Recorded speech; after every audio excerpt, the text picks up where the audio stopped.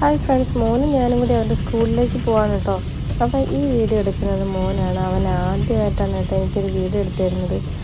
എന്തായാലും അത്യാവശ്യം നന്നായിട്ട് ഉണ്ട്. ഫസ്റ്റ് ടൈം ആണെങ്കിലും അവൻ നന്നായിട്ട് തന്നെ എടുത്തിട്ടുണ്ട് കേട്ടോ. പതിയെ പതിയെ അവൻ വീഡിയോയിൽ ഫോട്ടോ ഒക്കെ എടുക്കാനായിട്ട് ശ്രമിക്കുന്നുണ്ട്. എന്നോട് ചോദിച്ച് തന്നെ അവൻ വാങ്ങി ഫോട്ടോ ഒക്കെ എടുക്കും കേട്ടോ. അപ്പോൾ ഇതാണ് അവൻ്റെ സ്കൂൾ. ദേ ആ കാണുന്നതാണ് അവരുടെ കിൻഡർ ഹൗസ്. അവിടെയാണ് LKG UKG PKG ഒക്കെ ഉള്ളത്. അന്നേരം കുറേ നാൾക്ക് ശേഷമാണ് ഞാൻ വീണ്ടും ഇങ്ങനെ ഒരു ലോങ് വീഡിയോ ഇടുന്നത്. അപ്പോൾ ഇന്ന് മോൻ്റെ സ്കൂളിലെ എക്സിബിഷനാണ് കേട്ടോ. അപ്പോൾ അവനിന്ന് ക്ലാസ് ഇല്ല, അവനിന്ന് വരേണ്ട. പക്ഷെ നമുക്ക് അവർക്കൊണ്ട് കാണിച്ചു കൊടുക്കാമെന്ന് കേട്ടോ. അപ്പോൾ അവൻ ചെയ്ത വർക്കൊക്കെ കാണിച്ചു തരാം. അവനെ കൊണ്ട് കുറേ പാടുമായിട്ടാണ് ചെയ്തത്. അപ്പോൾ ഞാൻ ഷോർട്ട് വീഡിയോ ഇടുന്നുണ്ട് കേട്ടോ. അപ്പോൾ നമുക്ക് എക്സിബിഷന് പോയിട്ട് കാണാം. വെയിലാണെന്ന് പറഞ്ഞ് ഒരാൾ കുട വേണമെന്നൊക്കെ പറഞ്ഞ് ഇത് എടുത്ത് വെച്ച് നിൽക്കുന്നുണ്ട് കേട്ടോ. ഇനി എത്ര നേരം ഈ കുട കയ്യിൽ വെച്ചേക്കെന്ന് അറിയത്തില്ല. അപ്പോൾ നമുക്ക് പോവാം, ബാ. പിന്നെ എക്സിബിഷനിൽ കുറേ കാര്യങ്ങൾ ഇൻക്ലൂഡ് ആക്കിയിട്ടുണ്ട് കേട്ടോ. ISROയുടേതായാലും പിന്നെ ഹാൻഡ് ക്രാഫ്റ്റ് അങ്ങനത്തെ സംഭവങ്ങൾ, പിന്നെ പഴയ ക്യാമറാസ്, പഴയ മോഡൽ മുതലുള്ള പുതിയ മോഡലിലൊക്കെയുള്ള ക്യാമറകൾ, പിന്നെ മെഡിക്കൽ ഫീൽഡിലുള്ള കാര്യങ്ങൾ, അങ്ങനെ കുറേ കാര്യങ്ങൾ ഇൻക്ലൂഡ് ചെയ്തിട്ടുണ്ട്.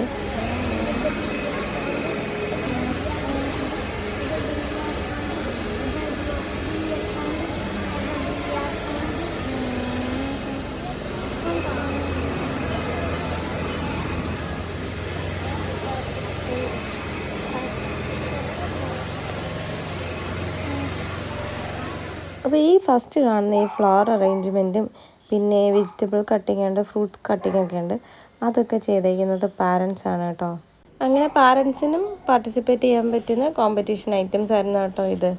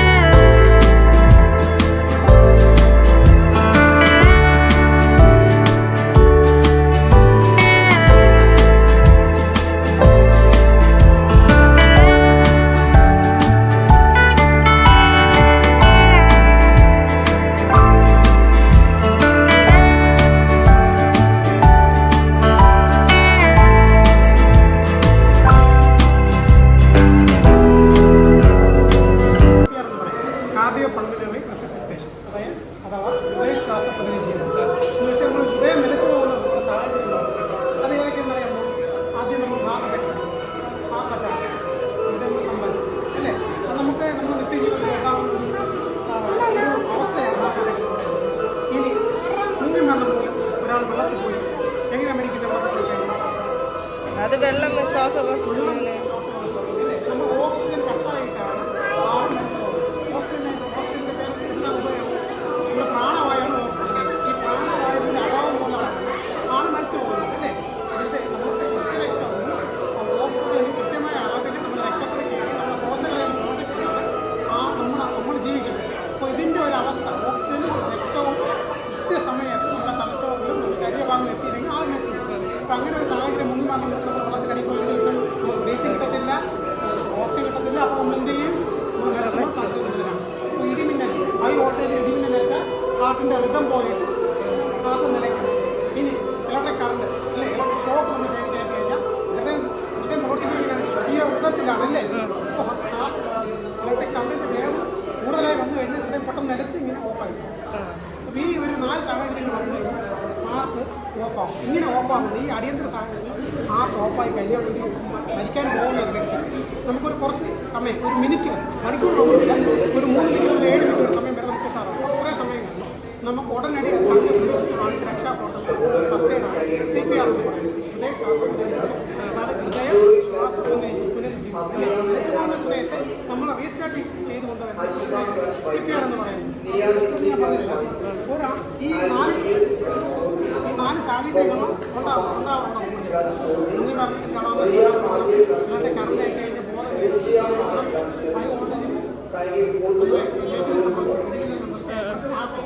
ഓക്കെ. ഈ 4 കാര്യങ്ങൾ ഓർമ്മ. ഇനി പ്രധാനമായിട്ട് പറയാനുള്ളത് ഹാർട്ട് അറ്റാക്ക്. ഹാർട്ട് അറ്റാക്ക് എന്താണ്? ഹാർട്ട് അറ്റാക്ക് ഹൃദയം നിലച്ചു പോകുന്ന സാഹചര്യമാണ്. ഈ ഹാർട്ട് അറ്റാക്ക് വരുന്നതിന് മുന്നേ ശരീരം 1-2 സിംറ്റംസ് കാണിച്ചു അല്ലേ? നമ്മുടെ ശരീരം നമുക്ക് ഐഡൻറ്റിഫൈ ചെയ്യും. ഹാർട്ട് അറ്റാക്ക് വരാൻ പോകും. നമുക്കൊരു നല്ലൊരു മരണഭയം ഫീൽ ചെയ്യാം. നമ്മുടെ ഈ ഇടത് ഭാഗം അല്ലേ, ഹാർട്ടോടെ ഇരിക്കുന്ന ഈ ഇടത് ഭാഗം നല്ല വെയിറ്റ്, ഒരു കയ്യിൽ വേദന ഈ ഭാഗത്ത്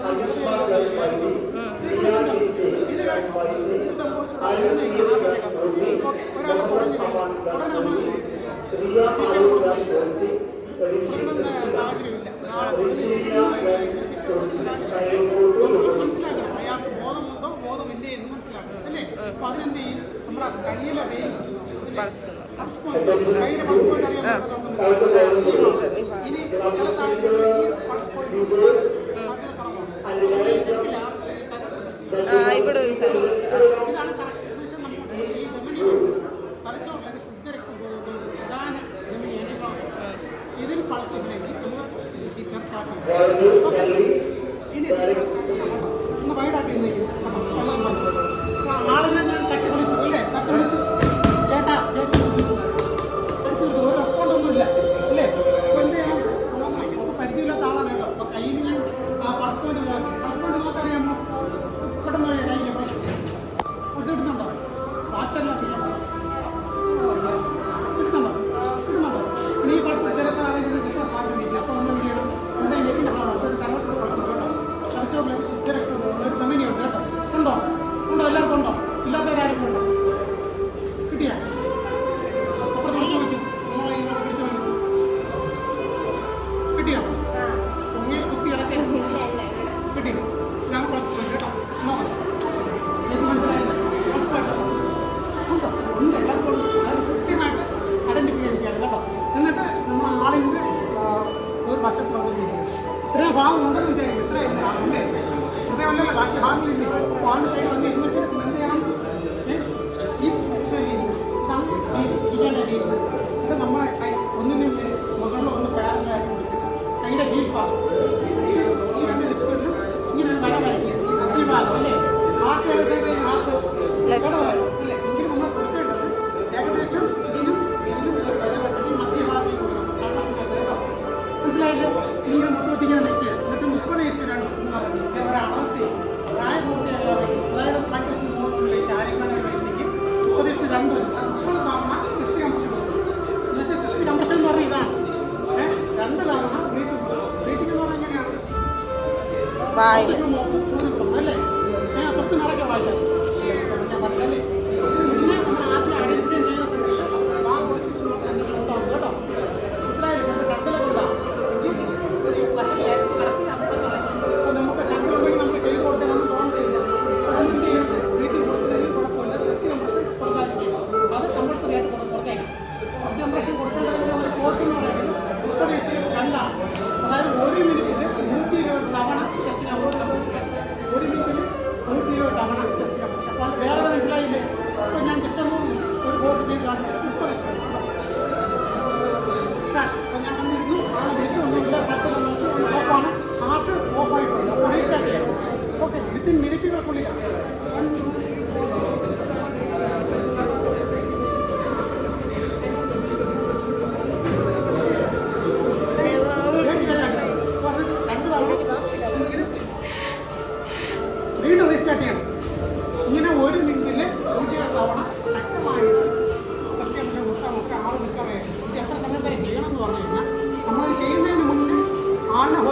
വരുമ്പോൾ ഒരു വാഹനം വിളിക്കണം. അപ്പോൾ നമ്മൾ ഒറ്റയ്ക്കേ ഉള്ളൂ. വാ കൊണ്ട് വിളിച്ച് ചുറ്റുമുള്ളവരെ വിളിച്ച് കൂട്ടണം. എന്നിട്ട് ഇത് ചെയ്യുക, വണ്ടിയിൽ കയറ്റിയിട്ട് ചെയ്യുക, ഹോസ്പിറ്റലിൽ വരെ ചെയ്തുകൊണ്ടിരിക്കും. കാരണം നമ്മുടെ ശുദ്ധരക്തവും തത്വവും കൃത്യമായ ഇടങ്ങളിലേക്ക് എത്തിയില്ലെങ്കിൽ ആൾ മരിച്ചു പോകും. നമുക്ക് കുറച്ച് മിനിറ്റുള്ളൂ, 3 മുതൽ 7 മിനിറ്റ് വരെ കിട്ടാറുണ്ട്. ഓക്കെ അല്ലേ? ഈ രീതി മനസ്സിലായില്ലേ? അപ്പോൾ ഞാൻ ഇരുന്ന പൊസിഷൻ ഓർമ്മയുണ്ടല്ലോ, പിന്നെ കൈയുടെ ഈ ഭാഗം വിട്ട് മടങ്ങാൻ പാടില്ല. നമ്മുടെ ഫുൾ പവർ കൊടുക്കണം. ഏകദേശം 5 സെൻറ്റിമീറ്ററോളം പാർട്ട് കംപ്രഷൻ ചെയ്ത് കൊടുക്കും. ഓക്കെ അല്ലേ? മനസ്സിലായില്ലേ?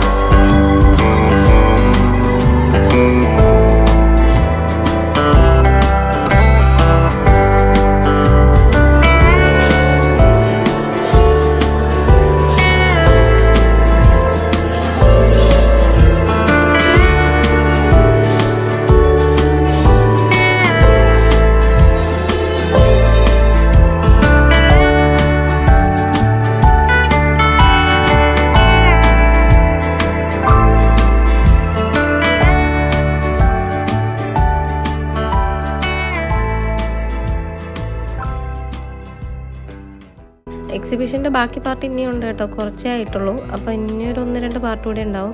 കുഞ്ഞു പിള്ളേർ ചെയ്ത വർക്കും വലിയ പിള്ളേർ ചെയ്തതും എല്ലാം കൂടി ചേർത്തിട്ടുള്ള വീഡിയോസ് ഇനിയുണ്ട് കേട്ടോ.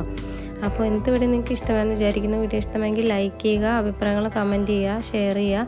പിന്നെ ചാനൽ സബ്സ്ക്രൈബ് ചെയ്യാത്തവരുണ്ടെങ്കിൽ ഒന്ന് സബ്സ്ക്രൈബ് ചെയ്ത് സപ്പോർട്ട് ചെയ്യുക കേട്ടോ.